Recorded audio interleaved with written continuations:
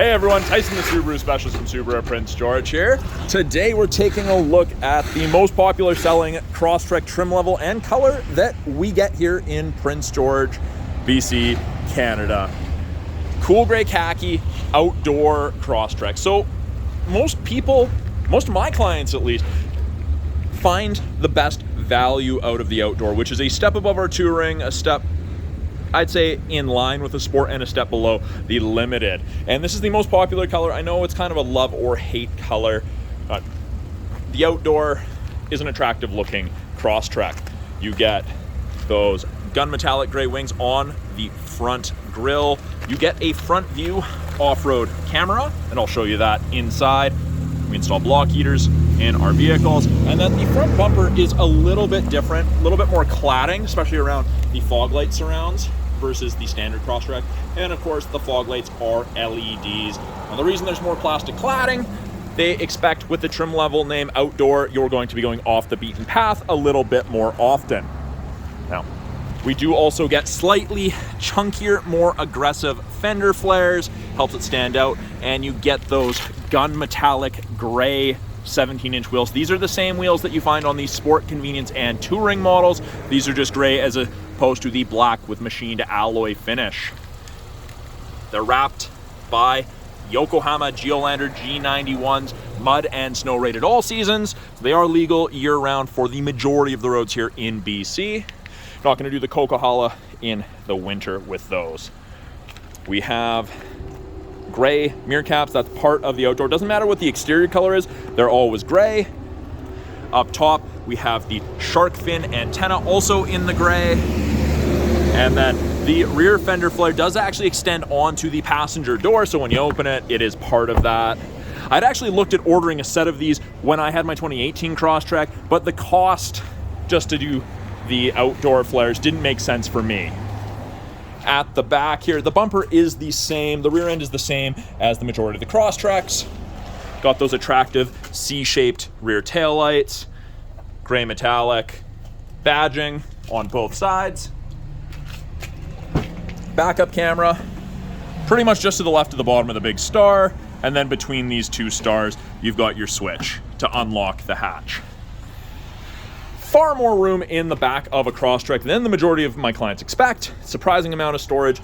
I actually moved a table and chair set with my Crosstrek when I had it. Of course, I had folded the second row down so I could fit it. Outdoor gets an LED cargo light. I've just set it to the door setting. There's door and off. So this will actually shut off when I close the rear hatch, or you can have it off all the time, totally up to you. You do also get the halogen cargo light. Same thing, you've got an off switch or you have auto.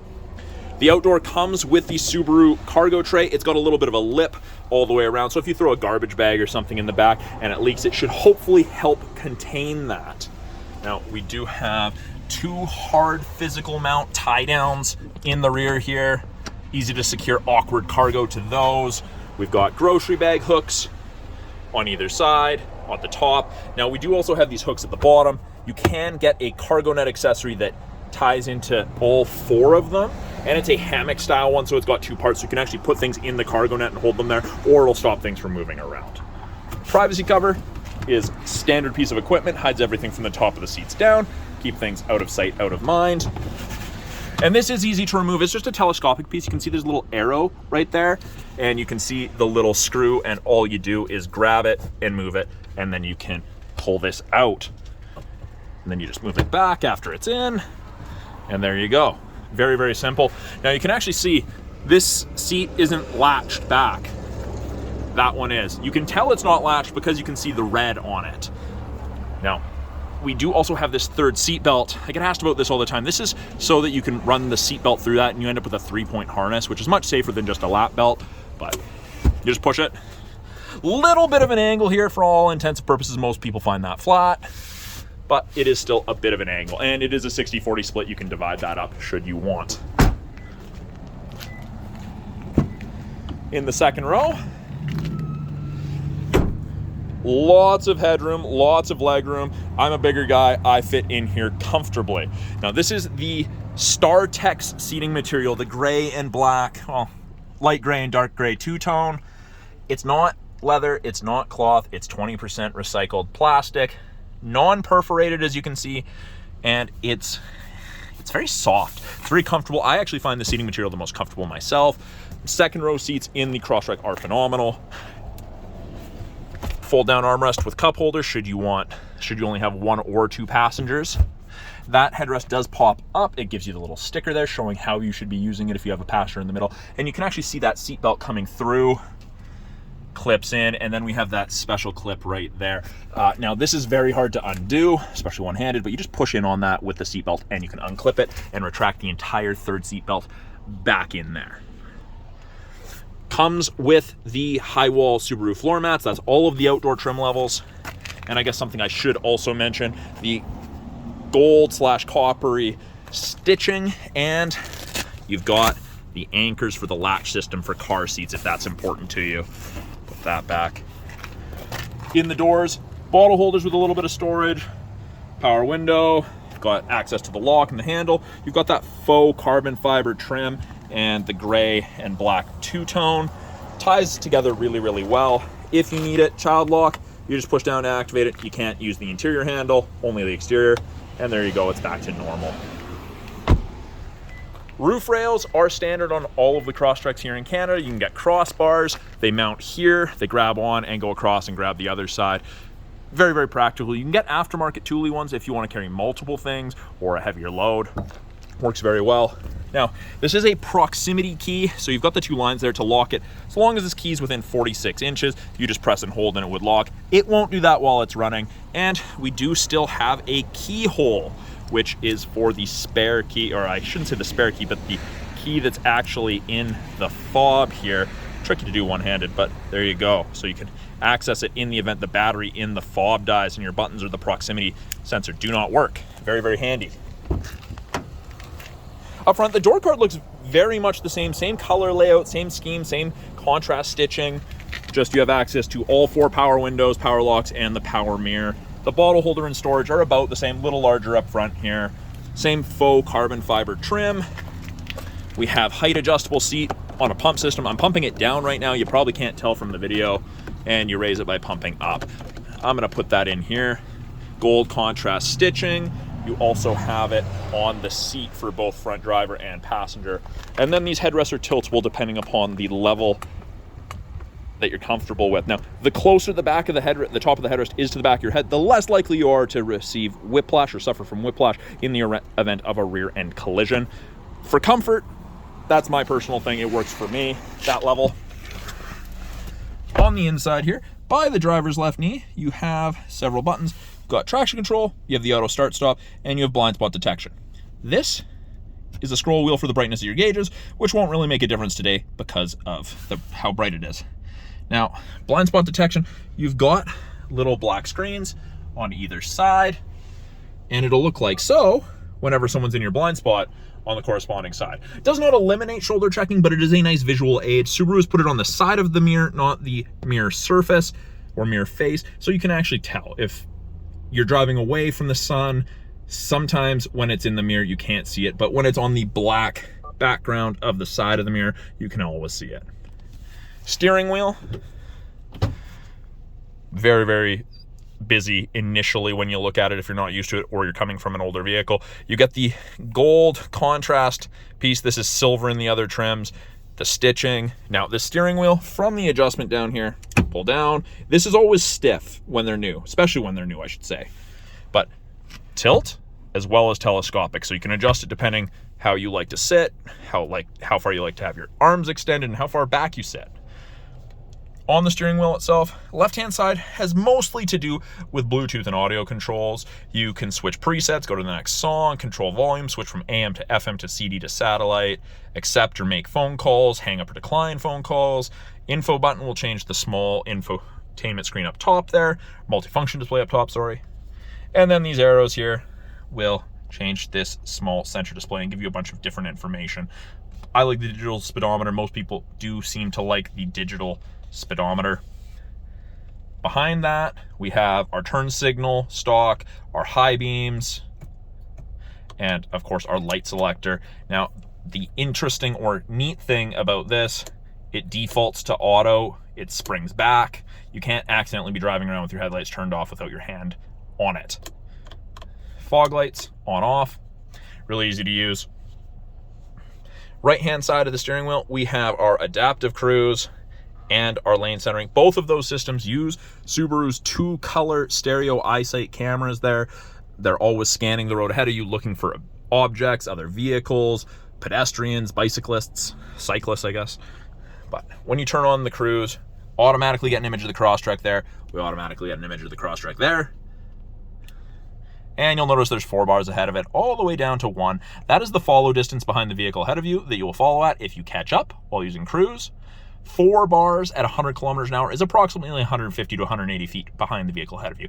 Absolutely phenomenal for long distance trips. If you don't like adaptive cruise, really simple. Turn on the cruise, press and hold the down arrow or the up arrow. It beeps and you can see there's the traditional cruise control icon. And then it just works like that. You can catch up to the person ahead of you really easily. Turn it back, do the same thing, press and hold. You can use either the decrease arrow or the increase arrow. It doesn't make a difference. Lane centering, turned it on. See an image of the steering wheel on the bottom right there and 2 gray lines. When the cameras can see the road lines, on a day like today, it probably could. The roads don't look particularly snowy.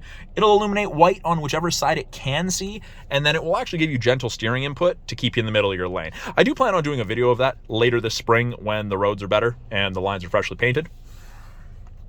Below that, we have SI drive. So 2 different drive modes, intelligent and sport.